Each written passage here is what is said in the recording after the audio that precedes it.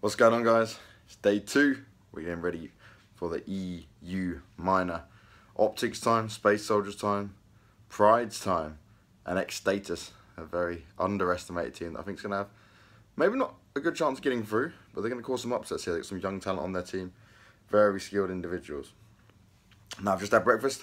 I'm now getting ready to get my hair done, get everything sorted, get myself in a good position. Went to the gym, sauna steam room with Jackie last night, get ourselves our ritual before we go into these games, which is always a lot of fun.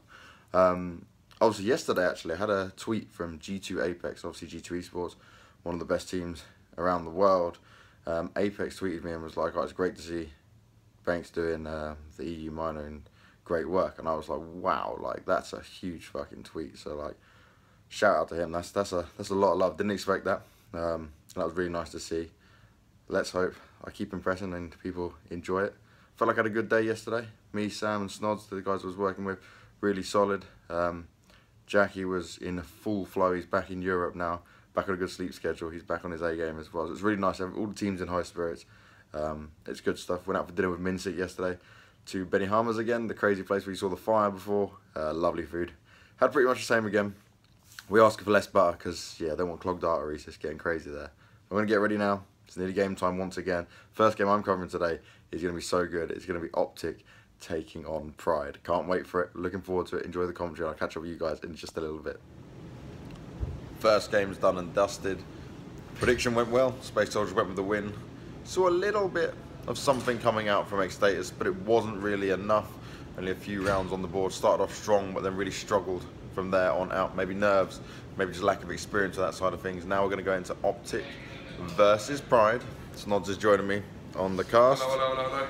He's there ready with the pointing fingers, ready to get his analytical styling going, because this game could be a whitewash, or it could be a test for Optic to just see how they do. Maybe they underestimate Pride. You'd hope not. They expect to go top of the group. I predict them to win this one as well. Hope you guys enjoy the cast, and yeah, it's going to be a lot of fun. First game, and then we've got the winners game, so I'm doing 2 games back to back, then I have a little break, and then I'm in for the final best of 3. It's going to be a lot of fun, and I will catch you guys in just a little bit, and just let's spin around, because this studio, yeah, look at that. Look at this studio. It's glorious. Glorious. Freiburg and Alu both wanted their major spot back, playing so well in those previous rounds. Gets them that 15th, and now Space Soldiers will be able to get out that bye. But they have to play flawlessly, getting these 2 rounds on the board if they wish to get into that overtime and challenge for that #1 seed out of this group. Now, we said about this earlier, but Optic not opting for any timeouts, and yet they're still able to mount this huge comeback. The experience showing, the in-game leader of Freiburg making sure that they won't allow us to slip away. Space Soldiers have all AKs to work with. They must get this round. Otherwise, Optic will claim first place and win out train 16-13. What can Freiburg do in this position? He's hidden, tucked in very tightly, pushed up again on Ivy, backed up by Alu. But no one from Space Soldiers has flushed him out just yet, and no one is pushed aggressively. Freiburg will fall back to his previous teammate and now current teammate Alu. We've seen them battling together over towards Ivy quite a lot during this game. We see the same set of Magisk, that anchor over towards B. Mixwell playing that fast rotate. Currently with an AK in hand, but we've also seen him mix it up with an AWP as well. Now pushing up to that B site a little closer, giving Magisk that support that he needs. And the rest of Optic Gaming is just holding strong across that A site. Now, we've really seen Space Soldiers struggle to get into these bomb sites. They've only had a lot of success towards B. And Mixwell pushing up. Does he have the read that there could be a player on his left? He checks right, he looks up high, finds the first one as Alu takes down Major. They're on the bomb site. He drops the pop flash down. He's looking to do more damage. He's looking to continue to harass as Paz finds one, but that's all he's going to get for it. 16-13. Optic Gaming close it out after a dominating first performance from Space Soldiers. They don't allow it to get to them, and Space Soldiers will get dropped down to that lower bracket. Optic Gaming will take the first place and the first seed as they advance to the playoffs from Group B. Just as we started to doubt this Optic Gaming lineup, they show how much experience really does mean. Losing only 2 rounds on that CT side, bringing that game back to 16-13 after that first half 11-4. We were starting to think surely Optic can't go down like this. and they ensure they do not bring it all the way back and manage to defeat out that Turkish squad. But we have to say, such an impressive performance from Space Soldiers at the start of that game. Obviously, that T-side nowhere near as impressive, but 16-13, a closer counter. And this is the thing, right? You can't take anything away from what Space Soldiers managed to achieve here. 11-4 on the first half. They looked like they were potentially having this in the bag. They went up against a Optic Gaming of legendary players. We keep talking about how they're veterans of this game, which is absolutely true. But at no point did Space Soldiers slow down. No. At no point did Space Soldiers stop. They kept fighting the whole way. But ultimately, Optic Gaming held stronger on that CT side. And sometimes that's just the way the games play out. But it's definitely given the information to both these teams on what things they need to work on here. And as you can see on your screen now, it's the highlights presented by HyperX. All the action from the game here on training. My God, there was plenty of action to go with. Yeah, unbelievable play from both sides. Like we said, Space Soldiers looking so dominant on that CT half, playing so unbelievably well, holding each site, not succumbing to any of Optic's pushes.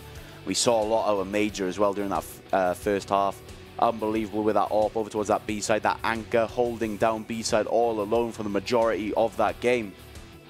But Optic just so strong, their wealth of experience coming into play and just about managing to close up the game. This bit again with the CZs, every time we see it, it just puts a smile on your face. Major, absolutely beautiful the way he handled that. A lovely little ace. He has an AWP and a CZ, but all he really needs is the CZ. And you can see Magic, the deagle in hand. He pulled off some one-taps. He tried to make it happen. Ultimately, both these teams, they struggled on their T-sides. Yeah. Really did show that on train they were both struggling on T-side, not able to find those openings as they had wished. We saw a lot of pop as well as a lot of B control, but we saw Ivy was very key in this matchup as well. We saw Freiburg and Alu holding that down on CT side. Freiburg often getting 2 or 3 kills, Alu getting good openings with that AWP. So that chemistry coming into play, allowing Optic a way back into this game. And this was crazy, right? You look at how this team was literally almost down and out of it, and yet Freiburg led the charge there. The in-game leader making it happen, pushing them all the way to say, look, we can do this. But I love seeing the double AWP setup coming out from Alu and Mixwell. That was so key in making that work for them on the CT side. And knowing to mix it up, catch Space Soldiers off guard. Once you start adding extra AWP, suddenly positions that you're used to pushing, knowing there's not usually up there, all completely change. You're not throwing flashes where you should be because you don't expect you need to. And catching Space Soldiers off guard, getting that strong CT performance. Anything you can do, we can do better. And Optic closed out that game against Space Soldiers. They closed it out indeed. Now we do have Freiburg sat ready and waiting for an interview after that game. Adam, how are you doing? All good. Of course, very happy that we won the game. Very slow start on T. We didn't really get our game going, and I think it's the first LAN we go to. I think we have to work a lot on like the T sides in general. I'm the new in-game leader, never been in-game leading before. I mean, CT side we feel very confident on.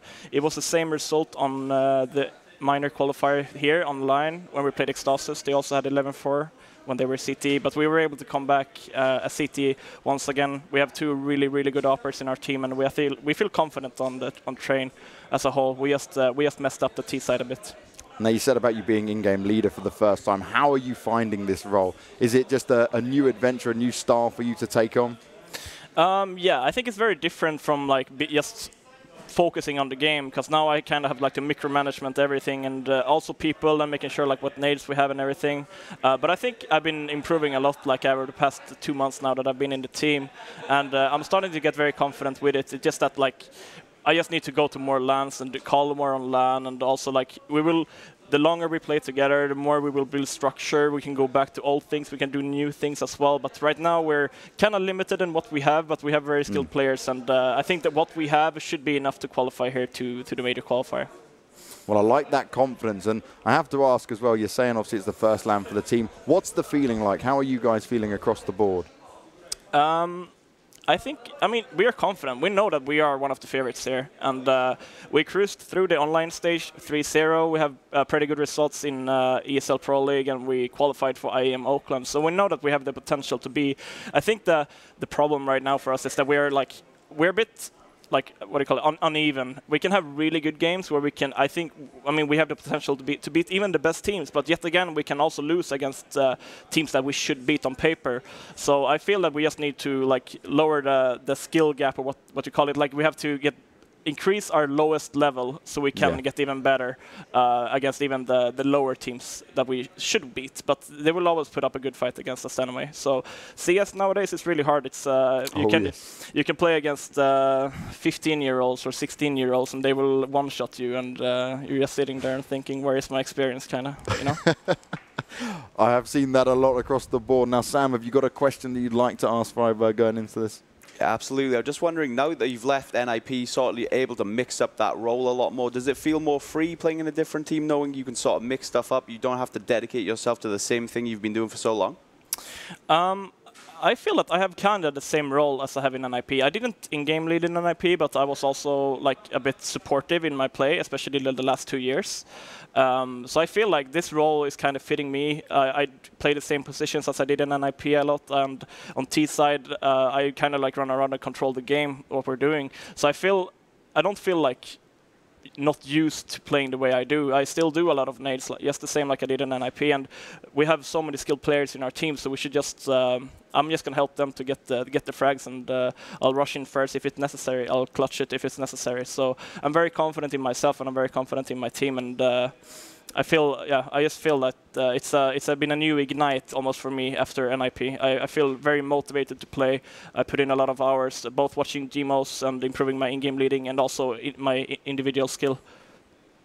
Well, thank you very much for your time, friberg. Go and enjoy a little bit of a rest until the playoffs tomorrow. You've gone through in that #1 position for Group B. Thank you very much.